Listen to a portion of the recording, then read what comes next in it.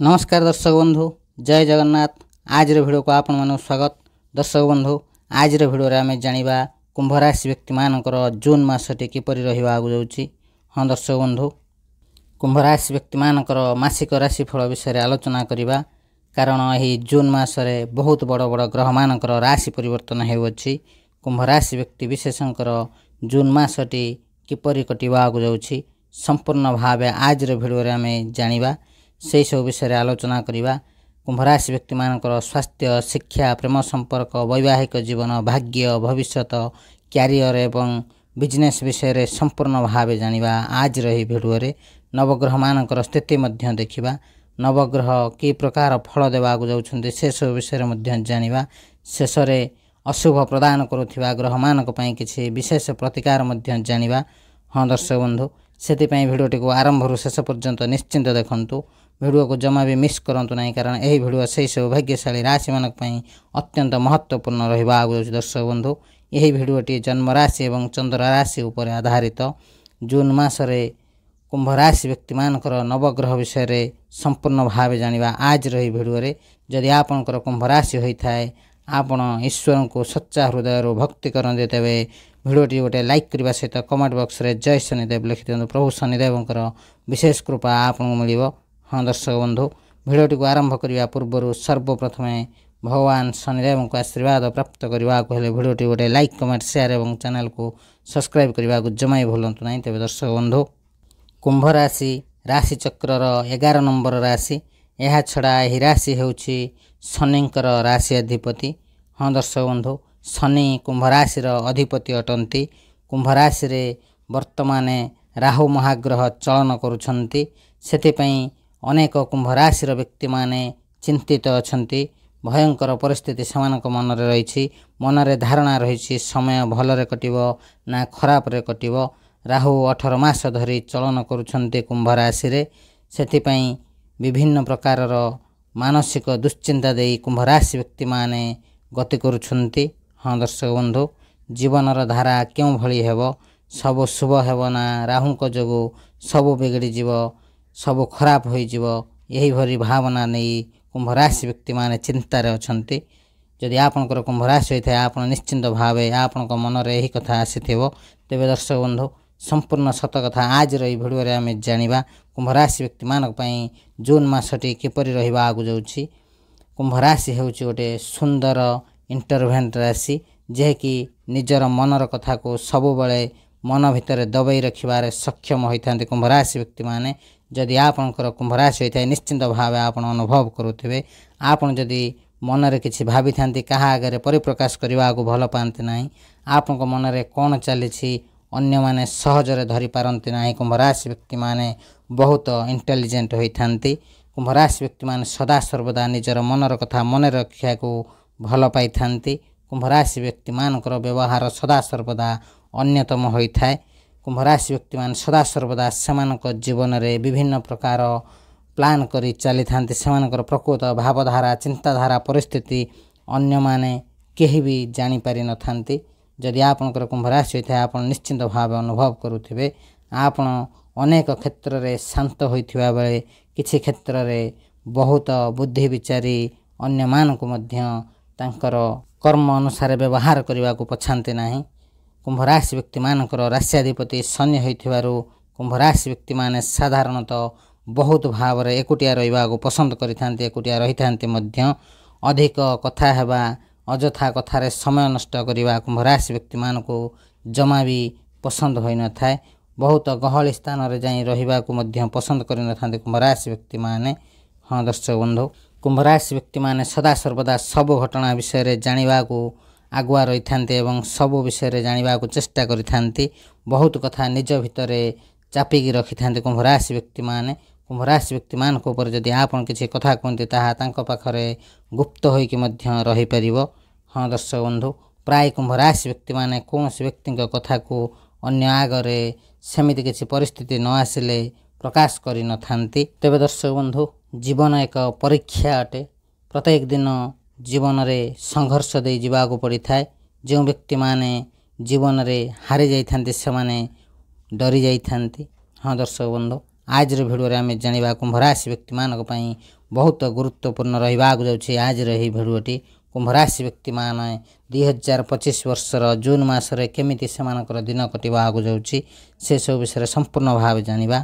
ତେବେ ଦର୍ଶକ ବନ୍ଧୁ, ସର୍ବପ୍ରଥମେ ଜାଣିବା ଜୁନ୍ ମାସରେ ନବଗ୍ରହମାନଙ୍କର ସ୍ଥିତି କୁମ୍ଭ ରାଶିରେ କେମିତି ରହିବାକୁ ଯାଉଛି। ହଁ ଦର୍ଶକ ବନ୍ଧୁ, ଜୁନ୍ ମାସ ଆରମ୍ଭରୁ କୁମ୍ଭ ରାଶି ବ୍ୟକ୍ତିମାନଙ୍କର ରାଶି ଅଧିପତି ଶନିଦେବ ଆପଣଙ୍କର ଦ୍ୱିତୀୟ ଭାଗରେ ବିରାଜମାନ ଅଟନ୍ତି।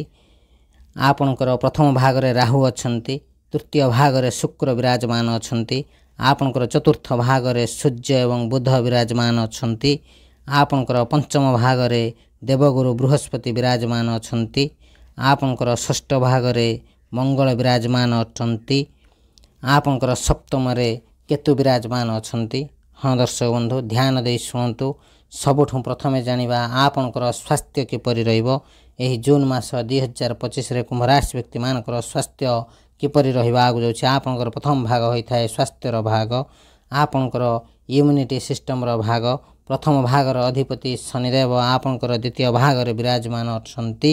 ଦେଖନ୍ତୁ ଦର୍ଶକ ବନ୍ଧୁ, ଏହି ମାସରେ ଆପଣଙ୍କର ସ୍ୱାସ୍ଥ୍ୟ ବହୁତ ଭଲ ରହିବାକୁ ଯାଉଛି, କିନ୍ତୁ ରାହୁ ଆପଣଙ୍କର ପ୍ରଥମ ଭାଗକୁ ଆସିଛନ୍ତି। ରାହୁ ହେଉଛନ୍ତି ଭ୍ରମିତ ଗ୍ରହ, ଆପଣଙ୍କର ମନକୁ ଭ୍ରମିତ କରିପାରନ୍ତି। ସମୟ ସମୟରେ ଆପଣଙ୍କର ମୁଣ୍ଡବିନ୍ଧା ଭଳି ସମସ୍ୟା ଦେଖାଯାଇପାରେ।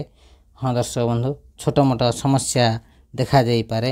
ଆପଣ କୌଣସି ଛୋଟ ମୋଟ ଜାଗାକୁ ଅଧିକ ଯାତ୍ରା କରିପାରନ୍ତି, ଯାହାଫଳରେ ଆପଣଙ୍କର ମୁଣ୍ଡବିନ୍ଧା ଭଳି ସମସ୍ୟା ଦେଖାଯାଇପାରେ। ନଚେତ ଏହି ମାସରେ କୌଣସି ବଡ଼ ସ୍ୱାସ୍ଥ୍ୟଗତ ସମସ୍ୟା ଦେଖାଯିବ ନାହିଁ। ଏବେ ଜାଣିବା କୁମ୍ଭ ରାଶି ବ୍ୟକ୍ତିମାନଙ୍କର ଶିକ୍ଷା କ୍ଷେତ୍ର କିପରି ରହିବାକୁ ଯାଉଛି ଜୁନ୍ 2025ରେ। ଦର୍ଶକ ବନ୍ଧୁ, ପଞ୍ଚମ ଭାଗ ହୋଇଥାଏ ଆପଣଙ୍କର ଶିକ୍ଷାଗତର ଭାଗ। ପଞ୍ଚମ ଭାଗର ଅଧିପତି ହେଉଛନ୍ତି ବୁଧଦେବ ଏବଂ ବୁଧ ଆପଣଙ୍କର ଚତୁର୍ଥ ଭାଗରେ ସୁଖ ଭାଗରେ ବିରାଜମାନ ଅଛନ୍ତି, କେନ୍ଦ୍ରରେ ବିରାଜମାନ ଅଛନ୍ତି ଏବଂ 6 ଜୁନ୍କୁ ବୁଧ ଆପଣଙ୍କର ପଞ୍ଚମ ଭାଗକୁ ଚଳନ କରିବାକୁ ଯାଉଛନ୍ତି। 6 ଜୁନ୍ ପରେ ଆପଣଙ୍କର ଶିକ୍ଷା କ୍ଷେତ୍ର ବା ପାଠପଢ଼ାର ସ୍ଥିତି ବହୁତ ଭଲ ରହିବାକୁ ଯାଉଛି। ଆଜି ପରଠାରୁ ଆପଣଙ୍କୁ ଶିକ୍ଷା କ୍ଷେତ୍ରରେ ଶୁଭ ଫଳ ପ୍ରାପ୍ତର ଯୋଗ ରହିଛି।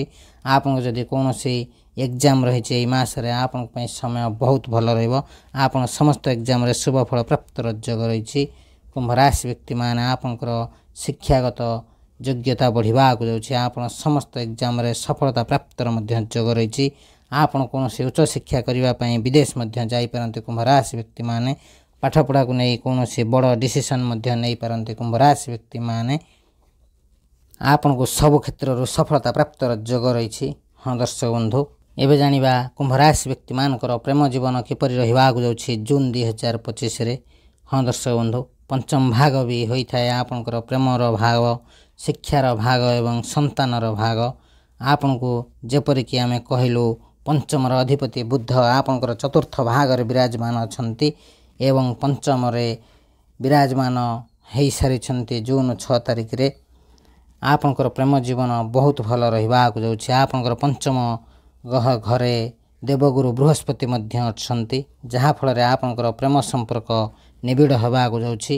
ଆପଣଙ୍କର ବୁଧ ମଧ୍ୟ ପଞ୍ଚମ ଭାଗକୁ ଆସିସାରିଛନ୍ତି। ଆପଣଙ୍କର ପ୍ରେମ ଜୀବନ ବହୁତ ଭଲ ରହିବାକୁ ଯାଉଛି। ଦେବଗୁରୁ ବୃହସ୍ପତି ଏବଂ ବୁଧଙ୍କର ମହାମିଳନ ହେବାକୁ ଯାଉଛି।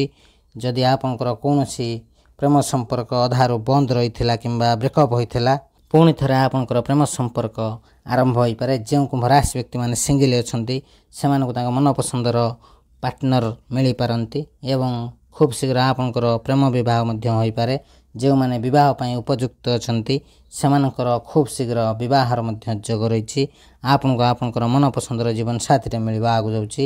ଆପଣଙ୍କ ପ୍ରେମ ଜୀବନରେ ବହୁତ ଭଲ ଶୁଭ ଫଳ ମିଳିବାକୁ ଯାଉଛି। ମିଳନ ହେବାର ମଧ୍ୟ ଯୋଗ ରହିଛି। ହଁ ଦର୍ଶକ ବନ୍ଧୁ, ଜୁନ୍ ମାସଟି ଆପଣଙ୍କୁ ପ୍ରେମ ଜୀବନରେ ବହୁତ ଭଲ ଫଳ ଦେବାକୁ ଯାଉଛି। ତେବେ ଦର୍ଶକ ବନ୍ଧୁ, ଏବେ ଜାଣିବା କୁମ୍ଭ ରାଶି ବ୍ୟକ୍ତିମାନଙ୍କର ବୈବାହିକ ଜୀବନ କିପରି ରହିବାକୁ ଯାଉଛି 2025ରେ। ଜୁନ୍ 2025ରେ ଆପଣଙ୍କର ବୈବାହିକ ଭାଗ କିପରି ରହିବ। ସପ୍ତମ ଭାଗଟି ହେଉଛି ଆପଣଙ୍କର ବୈବାହିକ ଭାବ। ସୂର୍ଯ୍ୟ ଆପଣଙ୍କର ସପ୍ତମ ଭାଗର ଅଧିପତି ଏବେ ଚତୁର୍ଥ ଭାଗରେ ଅଛନ୍ତି। ସପ୍ତମ ଭାଗରେ ଆପଣଙ୍କର କେତୁ ବିରାଜମାନ ଅଛନ୍ତି। ସୂର୍ଯ୍ୟ ଆପଣଙ୍କର ସୁଖ ଭାଗରେ ବିରାଜମାନ ଅଛନ୍ତି। ଏହି ମାସରେ ଆପଣଙ୍କର ବୈବାହିକ ଜୀବନ ଭଲ ତ ଅଛି, ସୁଖ ମଧ୍ୟ ଆପଣଙ୍କୁ ପ୍ରାପ୍ତି ହେବ, କିନ୍ତୁ କେତୁ ଆପଣଙ୍କର ସପ୍ତମ ଭାଗରେ ଥିବାରୁ ଯେତେ ଭଲ ସମ୍ପର୍କ ଥିଲେ ମଧ୍ୟ କିଛି ନା କିଛି ସମସ୍ୟା ଦେଖା ଦେଇପାରେ। ଛୋଟ ମୋଟ ସମସ୍ୟା ଦେଖାଯିବ। କେତେ ହେଉଛନ୍ତି ଭମିତ ଗ୍ରହ, ମୁଣ୍ଡବିହୀନ ଗ୍ରହ। ସେଥିପାଇଁ ଆପଣଙ୍କୁ ଅସନ୍ତୁଷ୍ଟ ପ୍ରଦାନ କରିବାକୁ ଯାଉଛନ୍ତି କେତୁ। ଆପଣଙ୍କର ଜୀବନସାଥୀ ଆପଣଙ୍କ ପାଇଁ ଯେତେ ଭଲ ଚିନ୍ତା କଲେ ମଧ୍ୟ ଆପଣଙ୍କୁ ଅସନ୍ତୁଷ୍ଟ ଦେଖାଯିବ। ସମୟ ସମୟରେ ଆପଣଙ୍କ ଭିତରେ କଳି ଝଗଡ଼ା ମଧ୍ୟ ହୋଇପାରେ। ଏଥିପ୍ରତି ସାବଧାନ ରୁହନ୍ତୁ। କୁମ୍ଭ ରାଶି ବ୍ୟକ୍ତିମାନେ ବିଶେଷ ଧ୍ୟାନ ଦିଅନ୍ତୁ। ଆପଣଙ୍କର ବୈବାହିକ ଜୀବନ ଯେତେ ଭଲ ଥିଲେ ମଧ୍ୟ ଆପଣଙ୍କ ମଧ୍ୟରେ କୌଣସି ନା କୌଣସି ସ୍ଥାନରେ ଅଶାନ୍ତି ଦେଖା ଦେଇପାରେ। କିନ୍ତୁ ଆପଣଙ୍କର ଜୀବନସାଥୀଙ୍କର କ୍ୟାରିୟରରେ ଗ୍ରୋଥ ଆସିବାକୁ ଯାଉଛି। ଆପଣ ଦୁଇ ଜଣ ମିଶି କିଛି ପ୍ଲାନିଂ କରିବାକୁ ଯାଉଛନ୍ତି। ହଁ ଦର୍ଶକ ବନ୍ଧୁ, ଏବେ ଜାଣିବା କୁମ୍ଭ ରାଶି ବ୍ୟକ୍ତିମାନଙ୍କର ଭାଗ୍ୟ, କ୍ୟାରିୟର ଏବଂ ବେପାର ବାଣିଜ୍ୟ କିପରି ରହିବାକୁ ଯାଉଛି ଜୁନ୍ 2025 ମାସରେ। ଦର୍ଶକ ବନ୍ଧୁ, ଆପଣଙ୍କର ନବମ ଭାଗ ହେଉଛି ଭାଗ୍ୟର ଭାଗ, ଦଶମ ଭାଗ ହୋଇଥାଏ ଆପଣଙ୍କର କ୍ୟାରିୟରର ଭାଗ। ନବମ ଭାଗର ଅଧିପତି ହେଉଛନ୍ତି ଶୁକ୍ର ଏବଂ ଶୁକ୍ର ଆପଣଙ୍କର ତୃତୀୟ ଭାଗରେ ବିରାଜମାନ ଅଛନ୍ତି। ଦେଖନ୍ତୁ ଦର୍ଶକ ବନ୍ଧୁ, ଏହି ମାସରେ ଆପଣଙ୍କର ଭାଗ୍ୟ ବହୁତ ହିଁ ଭଲ ଅଛି। କାହିଁକିନା ଶୁକ୍ର ଆପଣଙ୍କର ତୃତୀୟ ଭାଗରେ ବସି ଆପଣଙ୍କର ଭାଗ୍ୟ ଭାଗକୁ ଦେଖୁଛନ୍ତି ଏବଂ ବୃହସ୍ପତି ମଧ୍ୟ ଆପଣଙ୍କର ଭାଗ୍ୟ ଭାବକୁ ଦେଖୁଛନ୍ତି। ଏହି ମାସରେ ଆପଣ କୌଣସି ବଡ଼ କାର୍ଯ୍ୟର ଆରମ୍ଭ କରିପାରନ୍ତି। ବହୁତ ବଡ଼ ଇନଭେଷ୍ଟ କରିପାରନ୍ତି। କୁମ୍ଭ ରାଶି ବ୍ୟକ୍ତିମାନେ କୌଣସି ଭୂମି, ପ୍ରପର୍ଟି କିମ୍ବା ନୂତନ ଯାନବାହନ କିଣିପାରନ୍ତି। ନୂତନ ଗୃହ ନିର୍ମାଣ କରିବାର ମଧ୍ୟ ଯୋଗ ରହିଛି। କୁମ୍ଭ ରାଶି ବ୍ୟକ୍ତିମାନେ ଯଦି ଆପଣ କୌଣସି ସେୟାର ମାର୍କେଟ, ଷ୍ଟକ୍ ମାର୍କେଟ କିମ୍ବା ଟ୍ରେଡ଼ିଂରେ କାମ କରୁଛନ୍ତି, ସେମାନଙ୍କୁ ଅଚାନକ ଧନ ଲାଭ ପ୍ରାପ୍ତର ଯୋଗ ରହିଛି। ଏହି ମାସରେ ଭାଗ୍ୟ ଆପଣଙ୍କର ସମ୍ପୂର୍ଣ୍ଣ ଭାବେ ସାଥ ଦେବାକୁ ଯାଉଛି। ଭାଗ୍ୟ ବଳରେ ଆପଣଙ୍କୁ ଆକସ୍ମିକ ଧନ ଲାଭ ପ୍ରାପ୍ତର ଯୋଗ ରହିଛି। କମ୍ ପରିଶ୍ରମରେ ଆପଣଙ୍କୁ ବହୁତ ସାରା ଧନ ଲାଭର ଯୋଗ ରହିଛି। ଆପଣଙ୍କୁ ସଫଳତା ହିଁ ସଫଳତା ମିଳିବାକୁ ଯାଉଛି। ଆପଣଙ୍କ ଗୃହରେ କୌଣସି ଶୁଭ ମାଙ୍ଗଳିକ କାର୍ଯ୍ୟର ଆୟୋଜନ ହେବାକୁ ଯାଉଛି। କୁମ୍ଭ ରାଶି ବ୍ୟକ୍ତିମାନଙ୍କର ମନ ଧର୍ମ ଆଡ଼କୁ ଅଗ୍ରସର ହେବାକୁ ଯାଉଛି। ଆପଣଙ୍କ ପିତାଙ୍କର ସାହାଯ୍ୟ ସହଯୋଗ ପ୍ରାପ୍ତି ହେବାକୁ ଯାଉଛି। ଆପଣ କୌଣସି ନୂତନ କାର୍ଯ୍ୟର ଆରମ୍ଭ କରିପାରନ୍ତି। କୁମ୍ଭ ରାଶି ବ୍ୟକ୍ତିମାନେ ଆପଣଙ୍କ କ୍ୟାରିୟର ବିଷୟରେ ଯଦି ଜାଣିବା, ଆପଣଙ୍କର ଦଶମ ଭାଗ ହେଉଛି କ୍ୟାରିୟରର ଭାଗ। ଆପଣଙ୍କର ଦଶମର ଅଧିପତି ହେଉଛନ୍ତି ମଙ୍ଗଳଦେବ। ମଙ୍ଗଳଦେବ ଆପଣଙ୍କର ଷଷ୍ଠ ଭାଗରେ ବିରାଜମାନ ଅଛନ୍ତି। କିନ୍ତୁ ଆଜି ସପ୍ତମ ଭାଗକୁ ମାନେ କେନ୍ଦ୍ରକୁ ଚଳନ କରିବାକୁ ଯାଉଛନ୍ତି ମଙ୍ଗଳ ଗ୍ରହ, ଯାହାଫଳରେ ଆପଣଙ୍କୁ ଦଶମ ଭାଗକୁ ଦୃଷ୍ଟି ଦେବେ। ଏହି ମାସରେ ଆପଣଙ୍କର କର୍ମକ୍ଷେତ୍ର ବହୁତ ଭଲ ରହିବାକୁ ଯାଉଛି। ଆପଣ ଆପଣଙ୍କ କ୍ୟାରିୟରରେ ବହୁତ ଅଧିକ ଉନ୍ନତି କରିବାକୁ ଯାଉଛନ୍ତି। କୁମ୍ଭ ରାଶି ବ୍ୟକ୍ତିମାନେ ଆପଣ ଯଦି ପୂର୍ବରୁ ଚାକିରି କରିଛନ୍ତି, ଆପଣଙ୍କର ପ୍ରମୋସନ୍ ଏବଂ ଦରମା ବୃଦ୍ଧିର ଯୋଗ ରହିଛି। କୁମ୍ଭ ରାଶି ବ୍ୟକ୍ତିମାନେ ଆପଣଙ୍କର ମଧ୍ୟ ଟ୍ରାନ୍ସଫର୍ ହେବାର ଯୋଗ ରହିଛି। ଆପଣଙ୍କୁ କୌଣସି ବହୁତ ବଡ଼ କମ୍ପାନୀରୁ ଜବ୍ ଅଫର୍ ମିଳିପାରେ। ଯେଉଁ କୁମ୍ଭ ରାଶି ବ୍ୟକ୍ତିମାନେ ଦୀର୍ଘ ଦିନ ହେବ ବେରୋଜଗାର ଅଛନ୍ତି, ସେମାନଙ୍କୁ ତାଙ୍କ ମନପସନ୍ଦର କାମ ନିଶ୍ଚିନ୍ତ ଭାବେ ଏହି ମାସରେ ମିଳିବାକୁ ଯାଉଛି। ନୂତନ ଚାକିରି ମିଳିବାର ଯୋଗ ରହିଛି। ଆପଣଙ୍କର ସମାଜରେ ମାନ ସମ୍ମାନ ବଢ଼ିବ। ପରିବାରରେ ସୁଖ ଶାନ୍ତି ଲାଗି ରହିବ। ଆପଣଙ୍କ ଅଫିସରେ ଆପଣଙ୍କୁ ସମ୍ମାନ ପ୍ରାପ୍ତ ହେବ। ଆପଣଙ୍କ ଅଫିସରଙ୍କର ସପୋର୍ଟ ଆପଣଙ୍କୁ ମିଳିବାକୁ ଯାଉଛି। ହଁ ଦର୍ଶକ ବନ୍ଧୁ, ଆଜି ପରଠାରୁ ଆପଣଙ୍କୁ ଚାକିରି ମିଳିବାର ବହୁତ ଅଧିକ ସମ୍ଭାବନା ରହୁଛି। ଆପଣ ଚେଷ୍ଟା ଜାରି ରଖନ୍ତୁ, ନିଶ୍ଚିନ୍ତ ଭାବେ ଶୁଭ ଫଳ ମିଳିବ। ବେପାର ବାଣିଜ୍ୟର ଭାବ ହେଉଛି ସପ୍ତମ ଭାଗ। ସପ୍ତମ ଭାଗର ଅଧିପତି ହେଉଛନ୍ତି ସୂର୍ଯ୍ୟ। ସୂର୍ଯ୍ୟ ଆପଣଙ୍କର ଚତୁର୍ଥ ଭାଗରେ ବିରାଜମାନ ଅଛନ୍ତି। ଏହି ମାସରେ ଆପଣଙ୍କର ବେପାର ବାଣିଜ୍ୟ ବହୁତ ଭଲ ରହିବାକୁ ଯାଉଛି। ବୁଧ ଆପଣଙ୍କର ପଞ୍ଚମ ଭାଗକୁ ଯାଇ ଏକାଦଶ ଭାଗକୁ ଦେଖିବେ। ତେଣୁ ଆପଣଙ୍କୁ ବିଜନେସ୍ରେ ବହୁତ ସାରା ଲାଭ ମିଳିବାର ଯୋଗ ରହିଛି। ଆପଣ ବିଜନେସ୍ରେ ବହୁତ ଉନ୍ନତି କରିବାକୁ ଯାଉଛନ୍ତି। କୌଣସି ନୂତନ ବିଜନେସ୍ କରିବାର ମଧ୍ୟ ଯୋଗ ରହିଛି।